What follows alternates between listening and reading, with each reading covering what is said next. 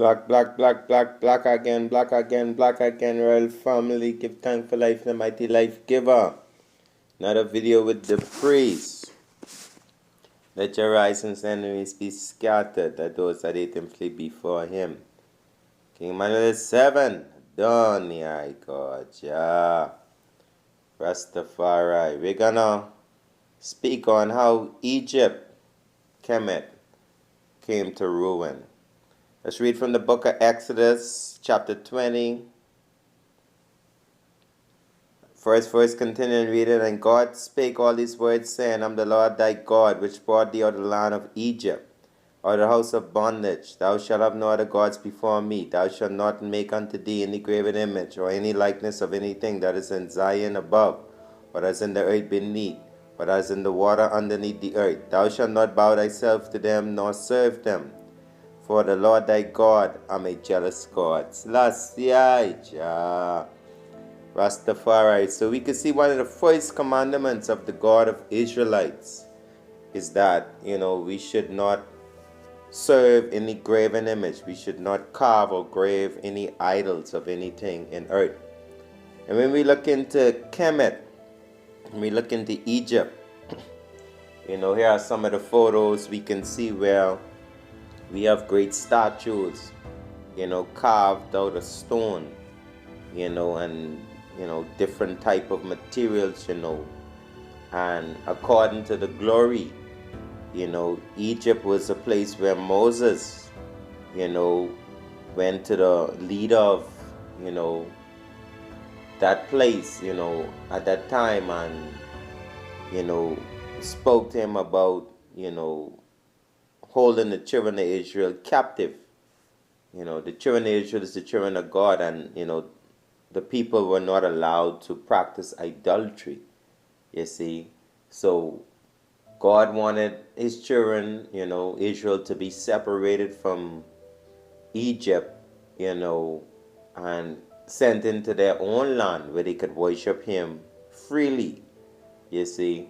Now, according to the story, Pharaoh didn't want to let the people go, Pharaoh didn't want to free the people. Pharaoh didn't want to change his teachings, his culture, his idolatry, his practices and his worships, And because of this, God become very wroth with Egypt. God become, an enemy to Egypt. There's many times throughout the scriptures where you could see that, God favored Egypt, and blessed the land of Egypt, even during the time when the children of Israel was, residing there, according to the text. As we can see through all the photos, we can see all these broken images, these broken idols, and this is one of the things that God promised, any nation that practice idolatry, he promised to destroy all the idols of the world. We could see, 30, 40 foot, structures, just crumbled and destroyed, made out of, extremely strong stones, you see. So, yes, royal family, something definitely happened in Kemet, Egypt, that have seemed not to work out too well for them, because this was a well-advanced civilization building with the highest technology. But yet you can see right from the photos where, their idols, all these great statues and idols they built, they all broken in pieces. The heads broken off, the legs broken off.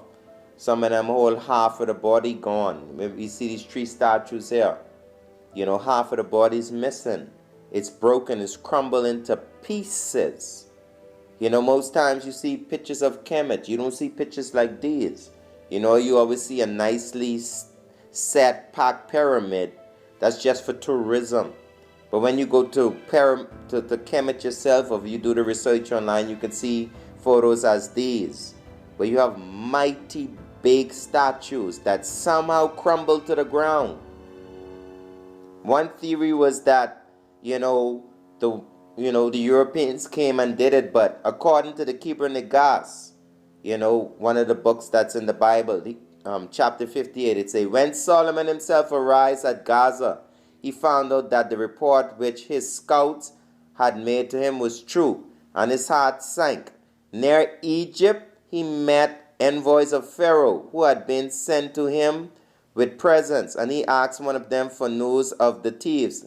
This man told him that he had seen the company of David II and Carol traveling through the air, and that all the statues of the kings and the gods in Egypt had fallen down in the presence of the tabernacle of Zion and were dashed in pieces. So it's because of the tabernacle of Zion that all the statues and the idols in Kemet, they are broken in pieces. For years, I've never heard archaeologists or,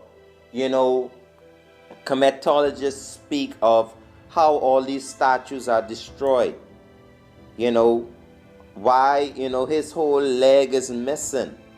That has nothing to do with the Europeans going to carve off the nose, to make, these pharaohs white.